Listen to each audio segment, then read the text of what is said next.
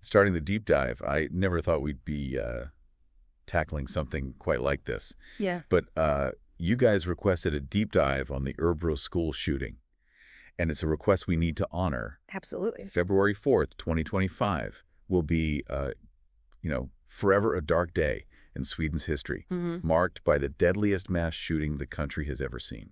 And it's a day that demands our attention. Right. Not for the sake of, sensationalism, but for the sake of understanding. Yeah. We have a collection of news reports, witness testimonies, pieces of a shattered puzzle that we need to carefully examine together. Exactly. It's not about just relaying the news. Right. It's about peeling back the layers, looking at the victims, the perpetrator, right, the sequence of events, and the aftermath. Yeah. And as we go through these sources, you'll see there's some conflicting accounts, some gaps in the narrative, and that's where our deep dive comes in, Right. Making sense of the chaos while always remembering the human cost of this tragedy. What's really fascinating here is how this tragedy unfolded in a place that just moments before was a picture of normalcy. Right. We have this incredibly vivid account from a witness who lives near Campus Risbergska. Yeah. The school where the shooting occurred. They were just having lunch, a perfectly ordinary day, and then they heard these bangs. It's chilling, isn't it? They initially dismissed the sounds as construction noise. I mean, haven't we all been there, Oh, yeah. writing off a strange sound without a second thought? Absolutely. But then this witness describes the sirens starting, helicopters overhead, the sudden shift from the mundane to the horrifying. Yeah. They even saw what they believed to be a body being carried out, covered with a blanket. And that personal account brings the scale of this tragedy into sharp focus. Yeah. Campus Risbergska, a place of learning and community, became a scene of unimaginable violence. Yep. 11 lives were lost, including the perpetrator, setting a grim precedent in a country known for its peace. It's hard to even grasp the magnitude of that loss. We know that 10 innocent people were killed. 7 women and 3 men. Right. Some were students, caught in the crossfire of a nightmare they never could have anticipated. Yeah. And sadly, one of the first victims laid to rest was a man named Bassem, a father of 2. And that's where the ripple effect of this tragedy becomes so clear. Right. The families left behind, the children who will grow up without a parent, the community grappling with this sudden void. Yeah. The trauma extends far beyond those directly affected, leaving scars that may never fully heal. It's heartbreaking to even think about. Yeah. And then there are the 6 who were injured, 5 of whom were initially fighting for their lives. Right. We can only hope their recovery is possible, both physically and emotionally. We often talk about the physical wounds in these situations, but the psychological impact can be even more profound. Right. The survivors, the witnesses, the first responders, they'll carry the weight of this experience long after the headlines fade. Now let's shift our focus to the individual responsible for this horrific act, Rickard Andersson, a 35-year-old man who, by all accounts, was an enigma. Yeah. He was from Örebro himself, even a former student at Campus Risbergska, the very school he chose to attack. Right. It's almost like he was trying to obliterate a part of his own past. What's striking is the contrast between the seeming normalcy of his background and the darkness of his actions.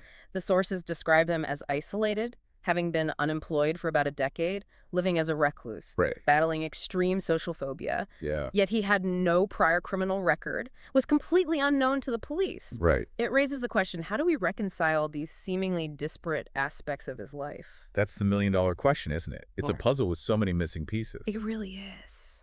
But let's try to piece together what we can from that fateful day, February 4th. Okay.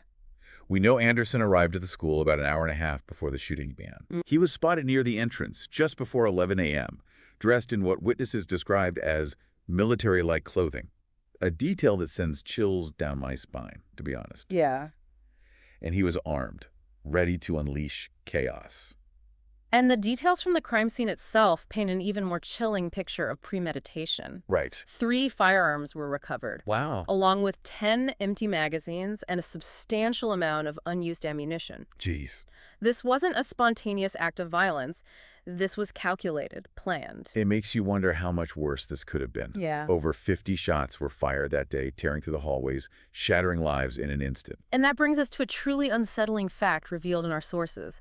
Andersson had licenses for not 1, not 2, but 4 weapons. 4. That's just staggering. It is. And this Despite reports of his struggles with mental health, Yeah. he used at least one common hunting rifle and possibly a shotgun as well. Right. How does someone with a history of social phobia and isolation obtain licenses for that many weapons? It raises profound questions about the licensing process in Sweden, a country known for its strict gun laws. Right.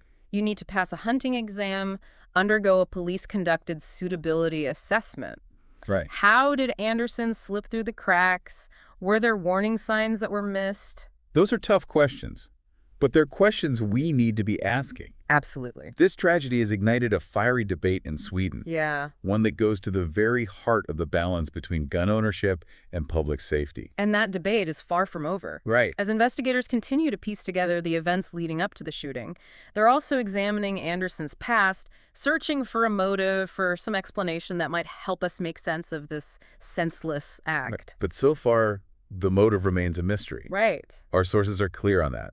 There's no manifesto, his online presence seems minimal, but there is this curious detail about an anonymously posted photo album featuring Anderson about a year ago. It's a tantalizing lead, a potential clue that might shed light on his state of mind, his motivations, his connections. What was the purpose of this album? Who posted it? And could it hold the key to unlocking the mystery of why Rickard Andersson chose to unleash such horror upon his former school?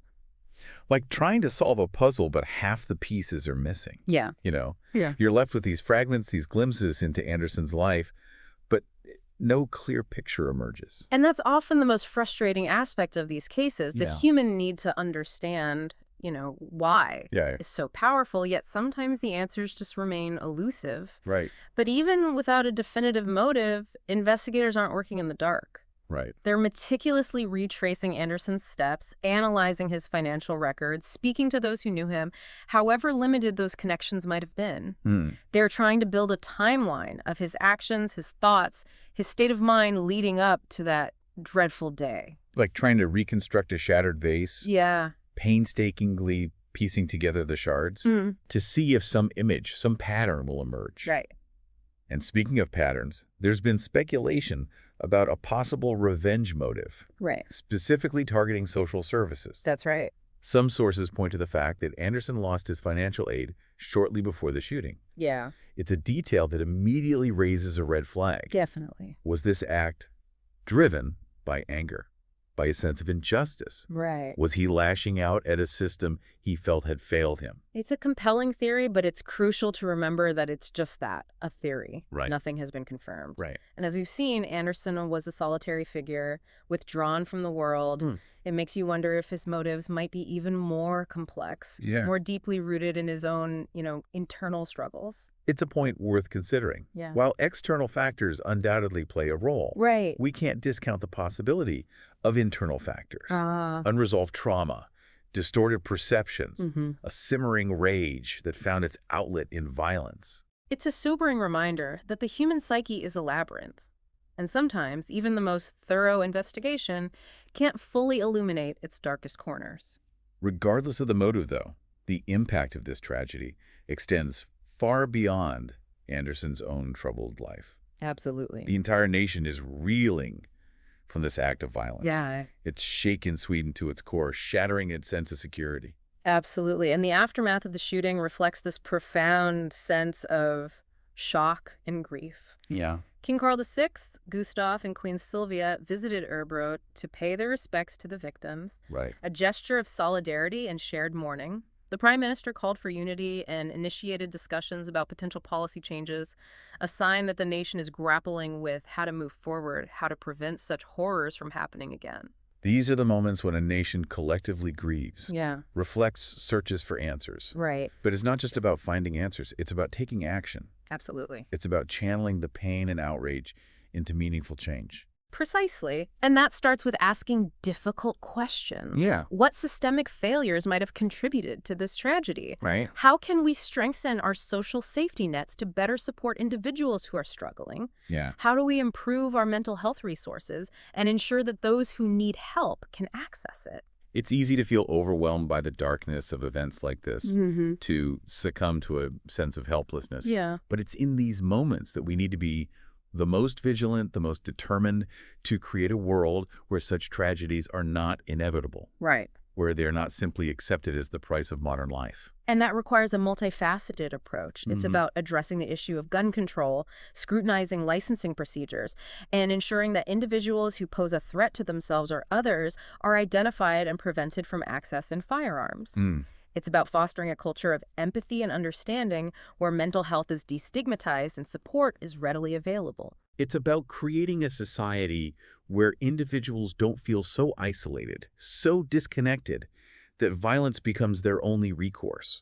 And this isn't just a conversation for lawmakers and policymakers. Right. It's a conversation we all need to be having in our homes, in our communities, in our online spaces. Because preventing future tragedies requires a collective effort. Absolutely. It demands a willingness to listen, to learn, to challenge our own assumptions, and to advocate for change. And part of that change involves acknowledging the complexities of these situations. Yeah. We can't simply point fingers or offer simplistic solutions. Right. We need to delve deeper, Yeah. examine the nuances, the interconnected factors that contribute to these acts of violence. We need to move beyond the headlines and the sound bites Right. and engage in a meaningful dialogue that encompasses all perspectives, Yeah. even those that make us uncomfortable. Because the truth is, there are no easy answers. Right. These are multifaceted problems that require nuanced solutions. Yeah. And finding those solutions begins with understanding, with empathy, and with a shared commitment to building a safer, more compassionate world. And that brings us to a crucial aspect of this deep dive, Yeah. one that has been at the forefront of public discussion since the shooting, Right. the issue of gun control in Sweden. Right. This tragedy has reignited a long-standing debate, Yeah. forcing the nation to confront difficult questions about the balance between individual rights and collective safety.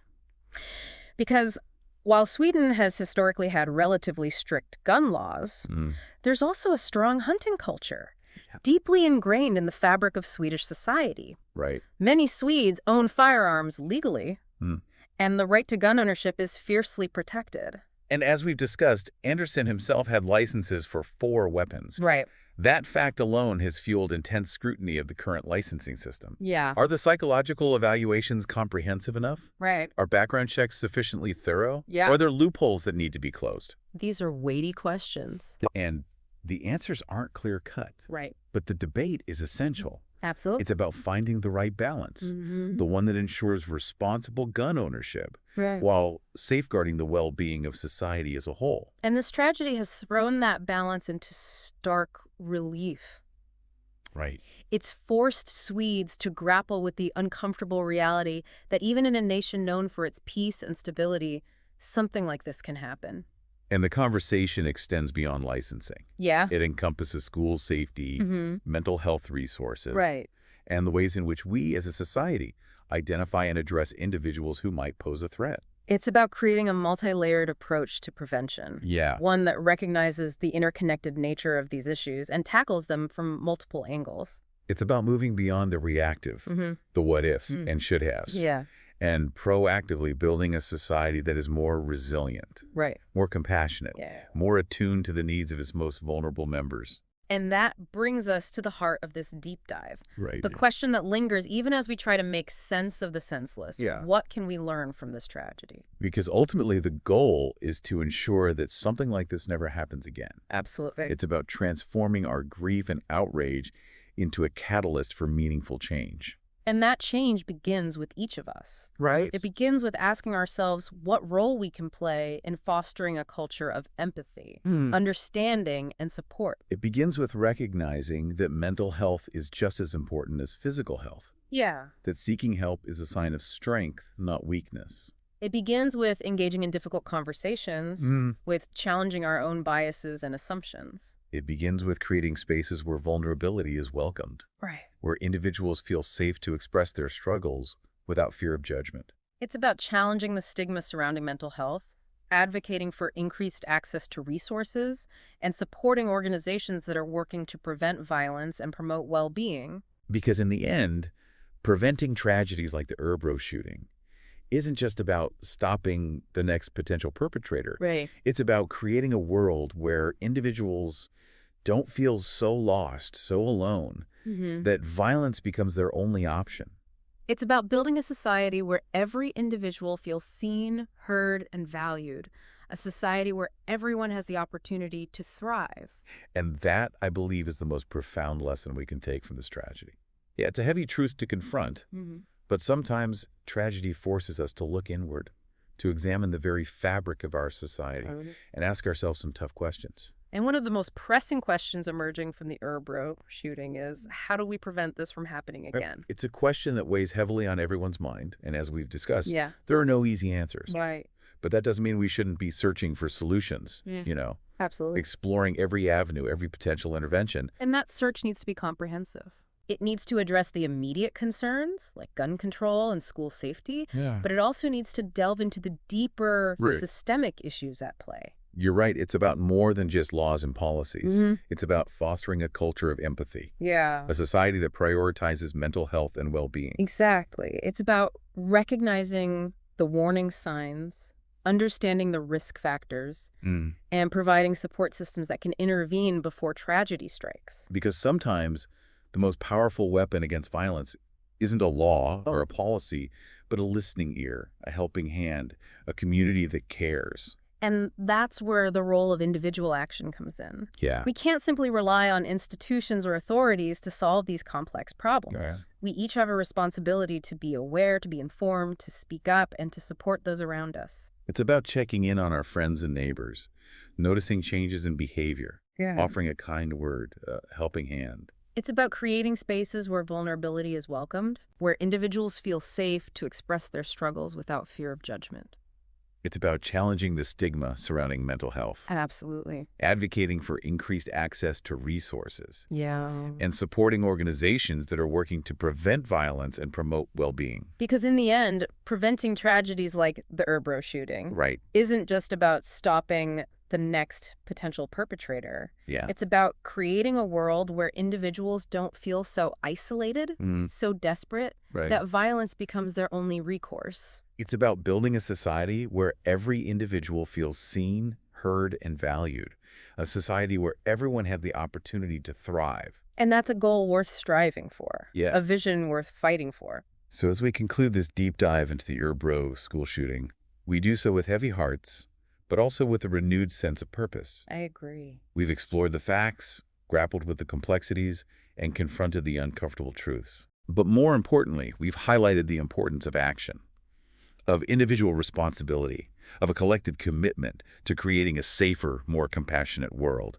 Absolutely. The path forward will be long and challenging, but it's a journey we must take together. And it's a journey that begins with each of us, right here, right now. What will you do to make a difference? Yeah. How will you contribute to building a world where tragedies like this become a distant memory?